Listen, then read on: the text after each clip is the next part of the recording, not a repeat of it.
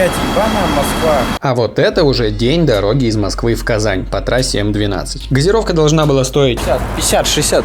Че? как считал Матвей, потом у нас случайно запачкались номера, и мы отправились в путь. И мы весь день встречали ребят. Я не знаю, откуда они едут. А обычно такое происходит, когда у тебя рядом байк-фестиваль. Но мы постоянно их встречали, пока не добрались до Казани. А потом я ушел отдыхать, ребята ушли ужинать, и я просто отдал камеру Матвею, а он заделался в тревел-блогера. Было весело, и до того, как я пришел в этот наипрекраснейший казанский бар, Friends называется. Сейчас мне вообще весело. Я поел, попил вкусного сникерсного пива.